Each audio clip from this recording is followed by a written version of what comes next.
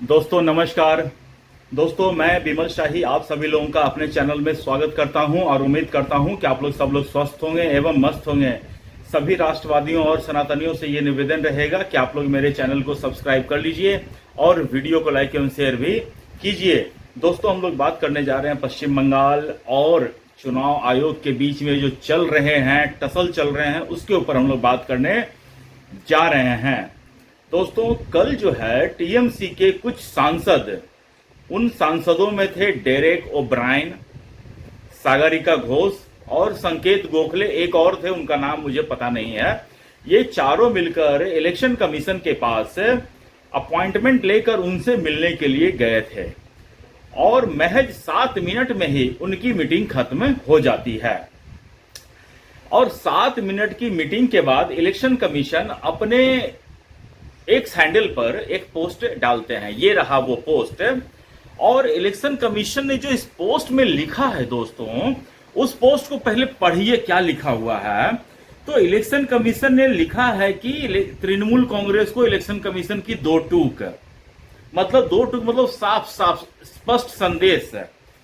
इस बार पंजाब पश्चिम बंगाल में इस बार चुनाव भय मुक्त, भय रहित, हिंसा रहित, धमकी रहित, प्रलोभन रहित, छापा रहित, बूथ एवं सोर्स जामिंग रहित होकर ही रहेगी।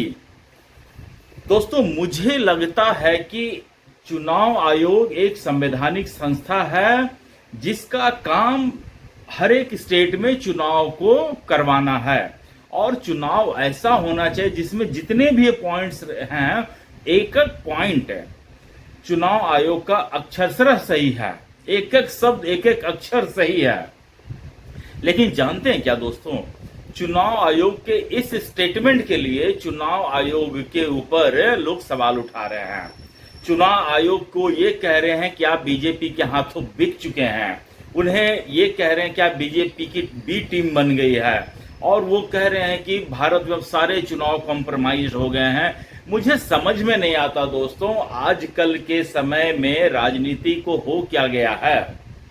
आप अगर इलेक्शन कमीशन ये कहता कि इस बार के चुनाव में हिंसा ही हिंसा होगी, आतंक ही आतंक होगा, प्रलोभन ही प्रलोभन होगा, तब आप उसको सही मानेंगे क्या? अरविंद केजरीवाल जैसा बेईमान आदमी, भ्रष्टाचारी आदमी, अपराधी आदमी इलेक्शन के समय आप वो कहता है कि तुम पैसा सबसे ले लेना, पब्लिक को कहता है कि तुम पैसा बीजेपी वाले से ले लेना, तुम पैसा कांग्रेस वाले से ले लेना, लेकिन वोट आम आदमी पार्टी को देना। तो अरविंद केजरीवाल एक भ्रष्टाचारी आदमी, एक अपराधी आदमी है, तो उसके मन में हमेशा भ्रष्टाचार, बेईमानी और अपराध ही रहेगा। लेकिन चुनाव आयोग एक संवैधानिक संस्था है, चुनाव आयोग एक जिम्मेदार संस्था है। उन्होंने जो एक्स पर जो पोस्ट लिखा है, उस पोस्ट का एक एक शब्द एक एक अक्षर बिल्कुल सही है, सत्य है और हर एक चुनाव आयोग जो है इसका पालन करते होंगे अपने समय में भी और अभी के चुनाव आयोग भी कर रहे हैं। तो अब देखिए दोस्तों कि जब पश्चिम बंगाल के एसआईआर का मामला सुप्रीम कोर्ट में चल रहा है, प्रतिदिन हियरिंग चल रही है, जितने भी तबादले हो रहे हैं इसका मैटर आप हाई कोर्ट में उठा चुके हैं, सुप्रीम कोर्ट में उठा चुके हैं, जितने भी हिंसा हो रहे हैं इसकी सुनवाई हाई कोर्ट में चल रही है, सुप्रीम कोर्ट में चल रही है। तब आप एक बात मुझे बताइए कि तृणमूल कांग्रेस के ये जो सांसद हैं वो चुनाव आयोग से मिलने क्यों गए थे? एक तो आप चुनाव आयोग के खिलाफ महाभियोग लाने का प्रयास करते हैं कि उन्हें हटा दिया जाए, और दूसरे आप उनसे मिलने का समय मांगते हैं और उनसे मिलकर भी सेम वही क्वेश्चन रिपीट करते हैं कि एसआईआर में नाम की गड़बड़ी हुई है। तो इतना दिन से सुप्रीम कोर्ट में क्या अपनी अम्मा की शादी तुम रचवा रहे थे क्या सूर्यकांत महोदय से? पता नहीं चल रहा है। इतने दिन से सुप्रीम कोर्ट में तुम कर क्या रहे थे? जब ये सारा तामझाम होने के बाद फिर तुमको चुनाव आयोग के ही पास जाना था, तो सुप्रीम कोर्ट तुम गए थे क्या? अपनी अम्मा के लिए दूल्हा खोजने गए थे क्या सुप्रीम कोर्ट में? ब्रैग जो ओब्रायन है उसको मैं कह रहा हूं, डेरेक ओब्रायन। जब आपका चुनाव आयोग के साथ मित्रतापूर्ण संबंध है ही नहीं, जब आप चुनाव आयोग को बी टीम कह ही रहे हैं भारतीय जनता पार्टी के, जब आप कह ही रहे हैं कि हमको चुनाव आयोग पे भरोसा है ही नहीं, जब आप कह रहे हैं कि चुनाव आयोग की टीम अगर आपके घर आएगी तो आप उसको बर्तन से मारो, फिर आप चुनाव आयोग के पास अपॉइंटमेंट लेकर गए थे तो क्या करने के लिए गए थे। लेकिन दोस्तों मान लेते हैं कि चुनाव आयोग इन सब चीजों को भूलकर आपको मिलने का समय दिया था, लेकिन जैसा कि चुनाव आयोग के जो अधिकारी हैं वो कह रहे हैं कि जो टीएमसी के सांसद सब जो आए थे वो बहुत ज्यादा ऊंची आवाज में बोल रहे थे और चुनाव आयोग को दबाने की कोशिश कर रहे थे, उन्हें अपने दबाव में लेने की कोशिश कर रहे थे, उन पर दबाव डालने की कोशिश कर रहे थे। इस पर चुनाव आयोग ने उनसे साफ साफ शब्दों में कह दिया कि आपकी इस फालतू बकवास सुनने के लिए मेरे पास समय नहीं है। आप अगर कोई काम की बात करना चाहें कीजिए, अपना सुझाव देना चाहें दीजिए, आप जैसे चाहते हैं वैसे भी पश्चिम बंगाल में चुनाव नहीं होगा। पश्चिम बंगाल में चुनाव ऐसे ही होगा जैसा चुनाव आयोग चाहता है, जैसा सुप्रीम कोर्ट चाहता है, जैसा भारत का संविधान चाहता है। इससे न 1 इंच इधर न 1 इंच उधर। अब जैसे ही और उसके बाद उन्होंने कह दिया कि आप यहां से जा सकते हैं, तो इसको जो तृणमूल कांग्रेस के सांसद हैं उनको अंग्रेजी में अनुवाद करके कहा कि अब आप जा सकते हैं, इसका मतलब होता है गेट लॉस्ट। तो चुनाव आयोग ने हमें गेट लॉस्ट कहा। तो भैया चुनाव आयोग को तो पहली बात, मैं अगर चुनाव आयुक्त होता तो मैं तो तृणमूल कांग्रेस वाले को मिलने का समय देता ही नहीं, उनसे सीधा कहता कि आपको जिस विषय पे भी बात करना है आप जाइए सुप्रीम कोर्ट, सुप्रीम कोर्ट में बात करेंगे हम वकील के माध्यम से। पर्सनली 1 to 1 मिलने का अब कोई स्कोप ही नहीं बचा है। किस बात का स्कोप है? आपका चुनाव आयोग के साथ संबंध ही मधुर नहीं है, जब आपकी बात वो क्यों सुनेगा? चुनाव आयोग को परेशान करने के लिए ममता बनर्जी और टीएमसी ने कोई कसर छोड़ा है क्या? आप मुझे बताइए। अगर एक चुनाव आयोग ने ममता बनर्जी से मुझे बोला कि मुझे आप ग्रेड 1 अफसर दे दीजिए ताकि ये जो विचाराधीन मामले 60 लाख हैं उनको हम जल्दी से जल्दी निपटा सकें, ममता बनर्जी कहती हम नहीं देंगे। तो अब क्या अपनी ऐसी तैसी करवाने के लिए गए हो वहां पर? तो दोस्तों मैं चुनाव आयोग के इन बातों का पूर्णतः समर्थन करता हूं।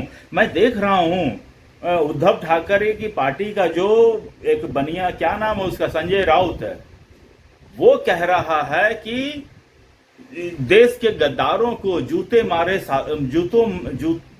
मारो सालों को, मतलब कि, और इलेक्शन कमीशन के इस पोस्ट पर रिप्लाई देते हुए वो लिख रहे हैं, मतलब इस इलेक्शन कमीशन को कह रहे हैं देश के गद्दार। जब गद्दार ऐसे होते हैं संजय राउत, तो फिर तो तुम महा गद्दार हो। तुम्हारा उद्धव ठाकरे तो तुम्हारा बाप है, और फिर तुम्हारा बाप कैसा कैसा होगा ये तुम जरा सोचो।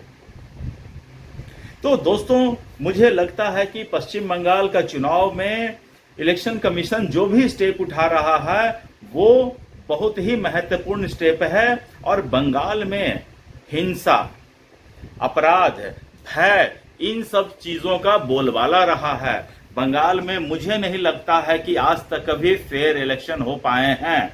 आप देखिए, अभी से पहले जितना भी देखिए बंगाल में बम ब्लास्ट होते ही थे, गोलियां चलती ही थी, बूथ कैप्चर हो, ईवीएम मशीन कैप्चर हो रहे हैं। ईवीएम मशीन पे इतने ज्यादा 80% वहां पर पोलिंग हो रहा है, इसका मतलब बोगस वोट पड़ रहा है।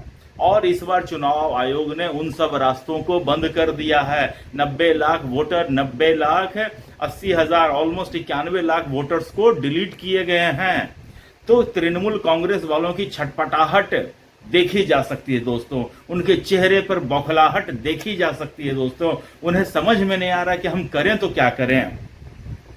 तृणमूल कांग्रेस ने चुनाव आयोग के खिलाफ एक चक्रव्यूह रचा था।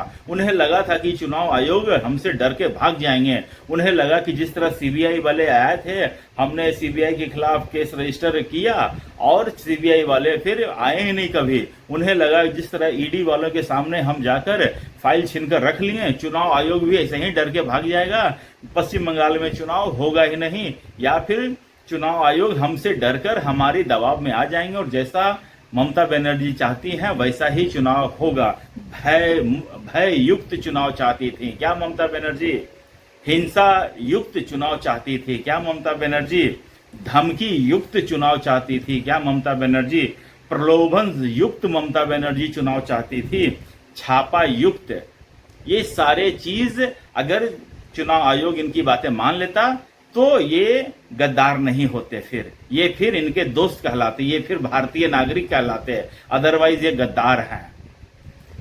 दोस्तों, राजनीति तो विचित्र है ही, लेकिन क्या कीजिएगा, ये हमारे देश का दुर्भाग्य है कि ऐसे ऐसे राजनेता हैं और हम इन्हें चुनकर, हम भारत के नागरिक ही ऐसे लोगों को चुनकर विधानसभा हो या लोकसभा हो में भेजते हैं। तो जब भेजेंगे ऐसा तो ये हमारे सिर के ऊपर तांडव तो करेंगे ही दोस्तों। तो दोस्तों, आप मुझे कमेंट करके बताइए कि आपको मेरा ये एनालिसिस कैसा लगा, और अगर आपको मेरा एनालिसिस अच्छा लगा तो वीडियो को लाइक, शेयर एवं वीडियो पर कमेंट जरूर कीजिए। और तब तक आप लोग अपना ख्याल रखिए, स्वस्थ रहिए, मस्त रहिए। नमस्कार, बाय।